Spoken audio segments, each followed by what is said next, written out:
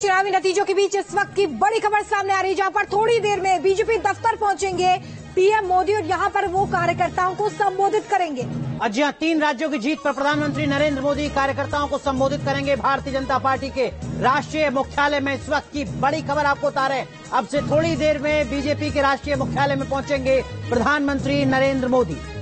मध्य प्रदेश, राजस्थान और छत्तीसगढ़, ये वो 3 राज्य जहां पर विधानसभा चुनाव में बीजेपी को एक बड़ी जीत मिली है और इसी जीत को लेकर थोड़ी देर में प्रधानमंत्री का संबोधन। वरिष्ठ पत्रकार एनके सिंह जी भी हमारे साथ बने हुए हैं। एनके सर, प्रधानमंत्री का संबोधन कार्यकर्ताओं के मनोबल के लिहाज से बेहद महत्वपूर्ण, खासकर 2024 के लोकसभा चुनाव से ठीक पहले।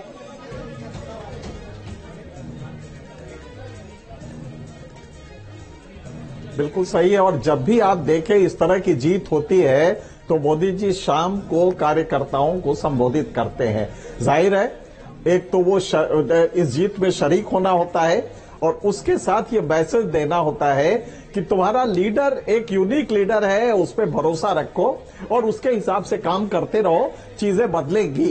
तो मुझे लगता है कि शाम को यही मैसेज होगा कि पूरे भरोसे से, पूरे उत्साह से अगले 3 महीने के लिए या 4 महीने के लिए पूरी उसी शिद्दत से काम करना शुरू करो। शायद यही मैसेज देश भर के कार्यकर्ताओं का होगा। और भाजपा का जो कार्यकर्ता है उसका कमिटमेंट लेवल, उसका ऑर्गेनाइजेशनल स्ट्रक्चर इतना जबरदस्त है कि मोदी जी के मैसेजेस को उससे बेहतरीन कोई पहुंचाने वाला कोई दूसरा होता ही नहीं है। तो मोदी जी, कार्यकर्ता और मासेस, और कई बार होता है कि मोदी जी और मासेस के बीच में कार्यकर्ता न भी हो तो मोदी जी का मैसेज पहुंचता है। लेकिन यहाँ पे कार्यकर्ताओं ने जो खास करके मध्य प्रदेश और राजस्थान में आपको दिखाई दे रहा है, इसमें वहाँ के कार्यकर्ताओं का भी बड़ा रोल रहा है।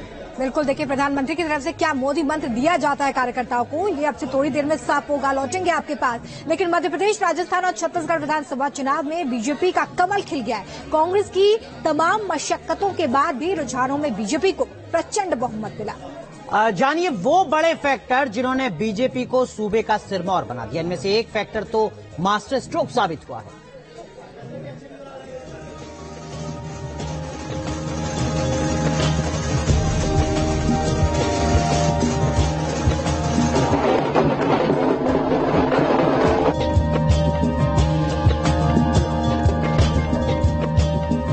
मोदी चेहरा, लाडली बहना, एंटी इनकम्बेंसी जैसे तमाम राजनीतिक टर्म्स को धता बताते हुए एक बार फिर शिवराज सिंह चौहान ने मध्य प्रदेश बीजेपी की झोली में डाल दिया।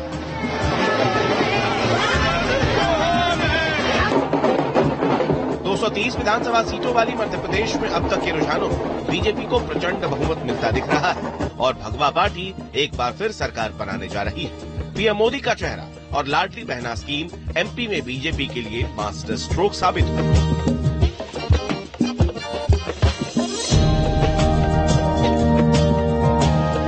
मोदी के मन में एमपी और एमपी के मन में मोदी, एमपी के मन में लाडली बहना और लाडली बहना के मन में भाजपा, उसकी विजय। अमित शाह की रणनीति, मोदी का विजन। बीजेपी के लिए एमपी के अलावा सबसे चौंकाने वाली जीत छत्तीसगढ़ की रही। बीजेपी ने इस बार कांग्रेस से छत्तीसगढ़ को छीन लिया। इस जीत के लिए अमित शाह की रणनीति और पीएम मोदी के विजन को जीत का बड़ा फैक्टर माना जा रहा है। छत्तीसगढ़ में महिला वोटर्स ने बीजेपी की वापसी में अहम रोल निभाया।